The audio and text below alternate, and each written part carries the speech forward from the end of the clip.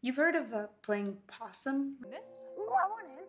Ooh, do it. Be in my car for 30 or so if you... Nadia, you alright?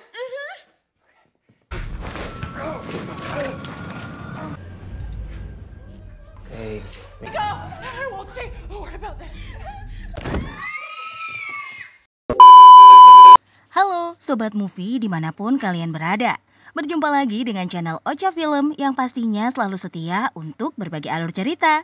Tentunya Mimin akan membahas alur cerita movie yang sangat menarik. Dan kali ini kita akan kupas tuntas cerita movie berjudul Model House. Gimana? Penasaran kan? Yuk simak sampai akhir, ini dia alur ceritanya.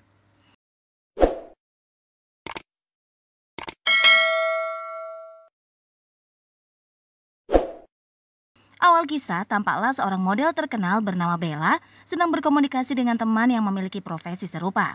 Meskipun sukses di dunia modeling, Bella tak pernah melakukan body shaming pada orang lain. Padahal Bella mempunyai tubuh sempurna, sehingga Sid nyaman menjadi sahabat Bella. Ditambah lagi, Sid selalu mendapat penghiburan dari Bella membuat dia lebih percaya diri. Berhubung ketemu fans, Bella pun menyudahi obrolannya. Usai berfoto, Bella pun melanjutkan langkahnya. Karena tak fokus, Bella yang berada di tengah jalan mengalami kecelakaan akibat ditabrak mobil yang melaju kencang. Sehingga Bella selama-lamanya meninggalkan dunia hiburan dan penggemarnya.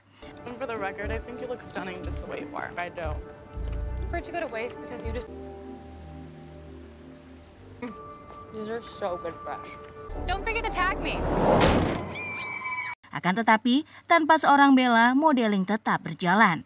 Makanya, perusahaan pun menggantikan Bella dengan model magang bernama Zoe. Tampilannya yang sederhana menjadi daya tarik Zoe.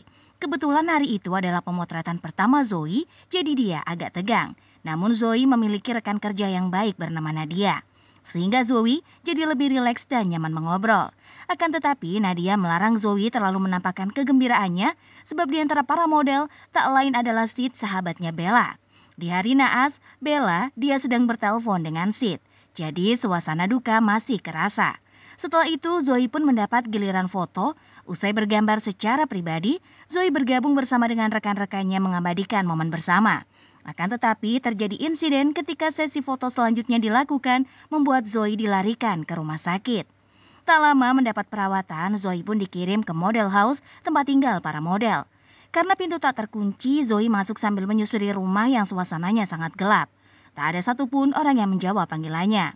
Kemudian masuklah Zoe di salah satu kamar yang tersedia. Ternyata kamar tersebut adalah milik Nadia dan kawan-kawan. Di situ Nadia menyambut Zoe secara bersahabat dan memberitahukan peraturan bagi anak baru. Berhubung Nadia lebih senior, kamar yang lebih luas boleh dia gunakan. Selain itu, Nadia juga memberitahukan di mana kamar Zoe berada. Sebelum Zoe menuju kamarnya, Nadia memberikan pakaian untuk si kawan. Begitu ada kesempatan, Zoe pun mengenakan baju pemberian Nadia. Menurut Nadia, si Zoe sangat manis memakai busana tersebut. Sehingga Nadia pun mengabadikan momen Zoe bersama pakaian barunya. Lalu Zoe dan teman-teman lainnya berkumpul di ruang tamu. Akan tetapi mereka hanya mengobrol sebentar, selebihnya fokus pada kegiatan masing-masing. Dalam kejenuhannya, Zoe melihat pesan yang tersemat di Instagramnya. Lalu Zoe menanggapi pesan tersebut tanpa dia ketahui chattingan itu awal dari semua malapetaka yang akan mendatangi model house. Kebetulan Zoe maniak biologi, jadi dia menikmati video yang enggak si kawan sadari merupakan pelacak lokasi. You've heard of playing possum, right? It's not what I was expecting for a late night sext, but check these out. No, put that down. She was just about to show us her man. Ooh, I want it. Ooh, do it for the gram. The rest of the body for nourishment. Menyaksikan betapa fokusnya Zoe menonton video, Nadia penasaran. Namun setelah mengetahui isinya kanibalisme yang terjadi di antar hewan, Nadia jadi tak tertarik. Mengetahui pesan tersebut dari penggemar, Sid dan kawan-kawan pun menasehati Zoe bahwasanya mereka tak boleh merespon penggemar dari pesan langsung. Lalu Nadia mendapat tamu tak diundang yang ternyata adalah mantan pacarnya bernama Steven. Tujuan kedatangan Steven berharap Nadia yang memutuskan hubungan balikan lagi dengannya. Akan tetapi Nadia enggan menerima bujuk rayu Steven, bahkan melarang Steven untuk mampir ke model house. Sebab peraturan perusahaan tak memperbolehkan model-modelnya memasukkan lelaki ke kosan mereka. Alhasil segala macam penolakan Nadia membuat Steven pun hengkang dari sana.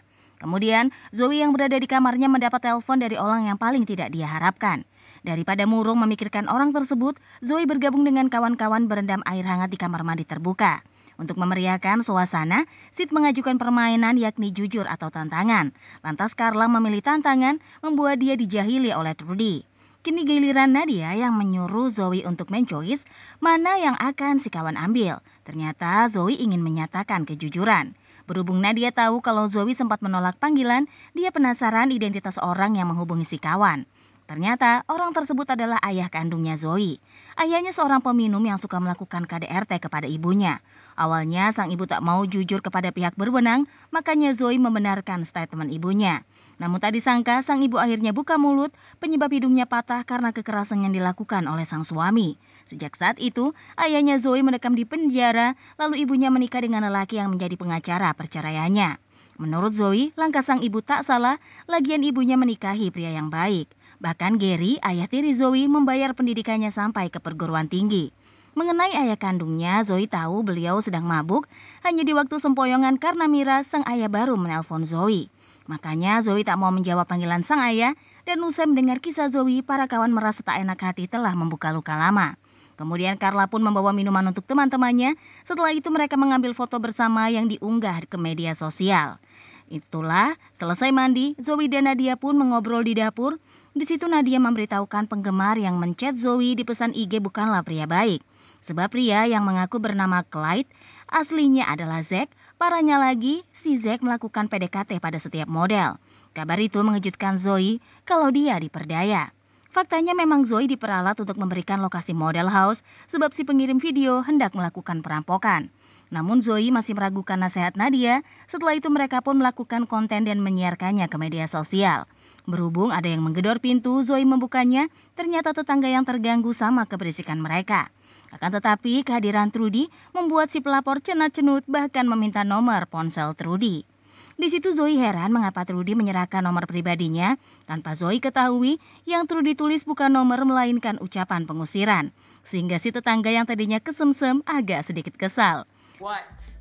My jump rope. And it's cool with you doing that? Anything else?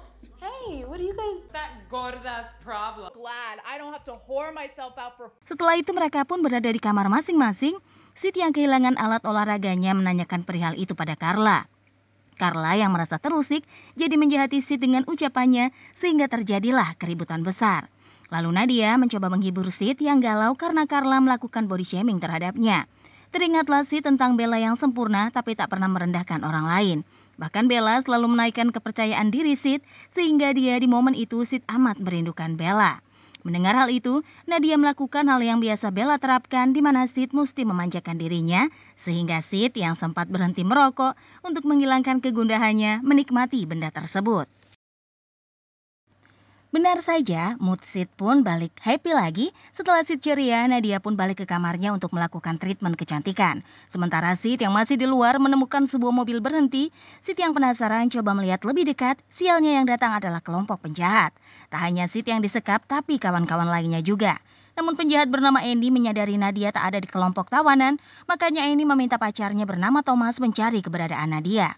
Sementara Nadia yang menyadari adanya sepasang kekasih jahat segera bersembunyi.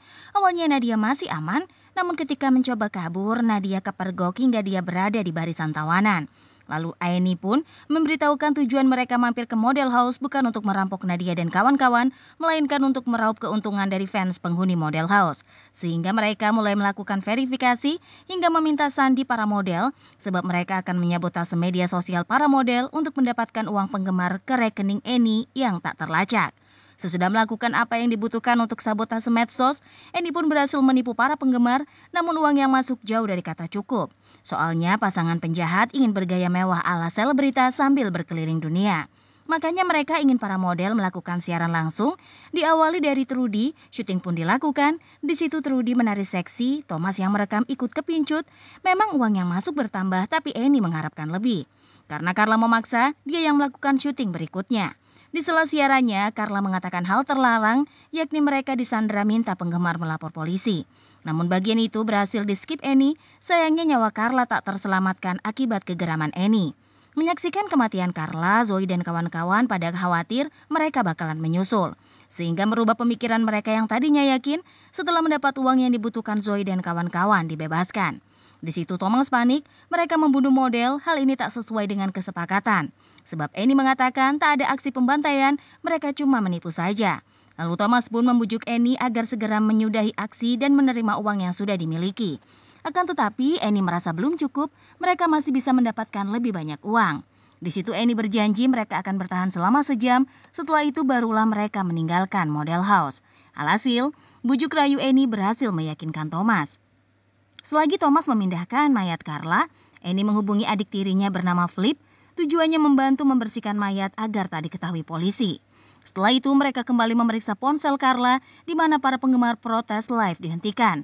Di situ Annie berbohong mengaku sinyal sedang jelek, mengetahui ada mobil yang datang, Annie pun meminta Zoe dan kawan-kawan bergegas bangun, sebab mereka akan disembunyikan sampai tamu tak diundang berhasil diamankan. Lalu Thomas menyambut kehadiran Stephen yang ingin meminta maaf pada Nadia. Kemudian Thomas mengaku Stephen salah alamat, tak ada yang namanya Nadia di sana. Makanya Thomas menginginkan Stephen segera pergi. Thomas pun sempat heran tak mungkin dia salah alamat. Soalnya beberapa jam yang lalu dia berkunjung. Bingungnya lagi, Nadia mengatakan model house tak menerima tamu lelaki, namun yang membuka pintu seorang pria. Di balik beragam kecurigaan, Stephen memilih menunggu, berharap pesannya dibalas Nadia, akan tetapi Stephen tak tahan berdiam diri di mobil. Sehingga Stephen melakukan pemeriksaan, hasilnya didapatilah Nadia dan kawan-kawan disekap tepat di wilayah dapur. Be in my car for 30 or so if you.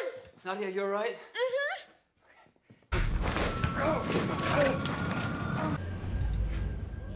Okay. Go! I won't say a word about this. Stephen yang kepergok oleh Thomas berkelahi karena Stephen mendapatkan pistol milik Thomas, dia memegang kendali. Kini Stephen mengancam balik Annie dan kawan-kawan untuk melepaskan ikatan para model, namun Stephen ingin Nadia yang lebih dulu dibebaskan. Sayangnya Dewi Fortuna yang sempat menghampiri model house tak berlangsung lama karena kedatangan Flip yang melenyapkan nyawa penyelamat Zoe dan kawan-kawan. Kini nasib keempat gadis balik terancam, apalagi Flip memiliki jiwa psycho yang begitu kuat. Betapa syoknya Nadia, si mantan meninggoy karena berusaha menolong dirinya. Di situ Thomas komplain mengapa Flip mengenai telinganya saat menembak Stephen. Mendengar hal itu, Flip mengaku tak sengaja padahal sebenarnya dia memang mengambil kesempatan buat menjahili Thomas. Kemudian Annie pun membawa Sid pergi keluar karena sempat mengancam mereka. Setelah itu, Annie mengobati Thomas yang terkena dampak serangan Flip terhadap Stephen. Sementara Zoe dan kawan-kawan dalam pengawasan Flip. Ketika Flip pergi, kedua temannya menaruh harapan pada Zoe sebab kaki Zoe yang tak diikat efek dari cedera yang dia alami. Dipenuhi rasa takut, Zoe pun melangkah perlahan untuk menggapai pistol. Sialnya, ulah Zoe diketahui oleh Flip membuat si kawan dalam bahaya. Sedangkan Sid yang berusaha melepaskan ikatan malah terjatuh, lalu sepasang kekasih jahat mengembalikan posisi Sid. Annie yang sudah melepaskan topengnya membuat Sid tahu wajah si penjahat. Mendengar suara teriakan, Thomas kembali ke ruang tamu. Setelah Thomas pergi, Annie yang kesal rupanya diketahui mendorong Sid ke dalam perapian.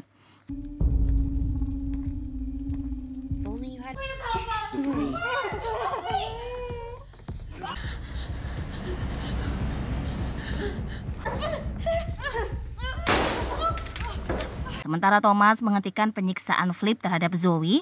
Di kondisi demikian, Annie yang tiba menggunakan topeng terkena tembakan. Dampaknya perut Annie terluka. Di situ Thomas pun mencoba memeriksa cedera Annie. Annie yang merintih kesakitan membuat Thomas melepas topengnya.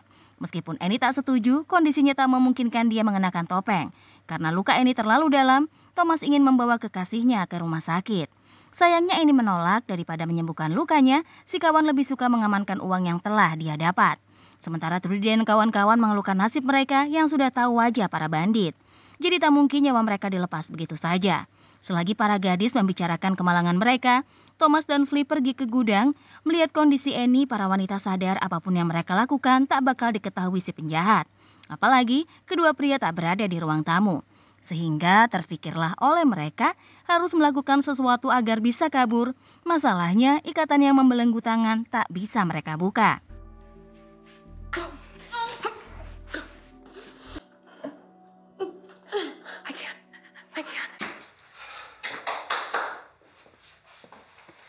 Ingatlah Nadia kalau di kantongnya ada mancis. Kebetulan Trudy yang mendekat, dia yang mengambil mancis Nadia. Dengan mancis tersebut, harapan mereka melepas ikatan memiliki peluang yang besar. Ketika para gadis berusaha melepaskan ikatan, Flip mengajarkan Thomas untuk menyayat kaki Carla. Alasannya bila Carla bangkit, dia tak akan bisa kabur. Hal itu disaksikan Flip saat di film Silem. Namun Flip ingin Thomas yang melakukannya, sebab cara itu dapat mengubah pandangan Flip akan kepengecutan Thomas. Apalagi Annie merasa Thomas pria yang tak bisa diandalkan. Hal itu terbukti mengapa Annie sampai memanggil Flip untuk terlibat dalam misi perampokan uang penggemar para model. Tak mau dianggap remeh, Thomas ingin menyayat kaki Carla. Akan tetapi Flip melarangnya soalnya dia cuma ngerjain Thomas, apalagi Carla memanglah sudah koit jadi tak mungkin bangkit lagi. Tak lama terdengarlah para gadis memanggil kru Thomas sebagai penjahat, makanya Flip bergegas menemui para gadis. Sementara Thomas merapikan mayat Carla, setelah Flip tiba, Trudy pun minta talinya dilepaskan. Alasannya Trudy ingin melakukan panggilan alam besar, makanya Flip pun terpaksa menuruti permintaan Trudy. Dikala Flip mendekat, disitulah para cewek yang telah bebas setelah menggunakan mancis menjalankan siasatnya. Mendengar keributan, Annie yang terbangun menembak secara sembarangan. Di kesempatan itu Zoe berhasil keluar rumah. Thomas yang dipinta mengamankan Zoe melepaskan beberapa tembakan. Akibat terkejut, Zoe pun jatuh pingsan. Di situ Thomas tak memeriksa apa Zoe sudah mati atau belum, dia memilih kembali ke rumah. Sementara Sid menangis histeris, dia akhirnya bisa keluar dari perapian. Untungnya luka bakar yang mendera tak terlalu parah, makanya Sid masih bisa berjalan, sedangkan Nadia dalam tawanan. Adapun Trudy, dia bersembunyi di dapur. Di kondisi demikian, Trudy mencari alat yang bisa dijadikan senjata. Kemudian Trudy pun melemparkan benda yang menyebabkan Nadia terlepas dari jeratan, akan tetapi Nadia berhasil ditangkap Annie. Di situ Nadia berusaha melepaskan diri dari cengkraman Annie yang menjerat lehernya dengan kencang. Kebetulan Sid menyaksikan perbuatan Annie, lalu Sid mengambil kesempatan melakukan pembalasan atas perbuatan penjahat kepadanya. Tak lama kemudian, Sid pun berhasil membantai Annie, sementara Trudy melarikan diri dari perburuan Flip. Sampailah Annie di ruang bagasi, sialnya pintu bagasi sangat lambat terbuka, parahnya lagi, si Flip sudah tiba di lokasi Trudy berada. Memanfaatkan pacul yang tersangkut di dinding, Flip menjadi malaikat kematian Trudy. Usai membereskan Trudy, Flip balik ke ruang tamu, sementara Thomas syok melihat calon istrinya terkapar tak berdaya. Di kesempatan itu, Thomas dipergoki Nadia dan Sid. Situasi yang berbalik membuat Thomas memohon ampun pada kedua wanita. Di luar hunian model house, Zoe yang sudah siuman dari pingsannya melangkah perlahan-lahan karena cedera di kakinya. Setelah sampai di rumah tetangga, Zoe meminta bantuan untuk dipanggilkan polisi, sehingga Flip dan Sid saling mengancam. Karena kedua insan memiliki pistol di tangan, sayangnya Sid terperdaya oleh Flip yang bersikap menyerah. Harusnya Sid segera melesatkan pelurunya, ditambah gertakan Flip makin mengacaukan tembakan Sid. Sialnya, peluru yang keluar dari pistol Sid merupakan amunisi yang terakhir, sehingga Flip yang masih punya peluru melakukan pembalasan.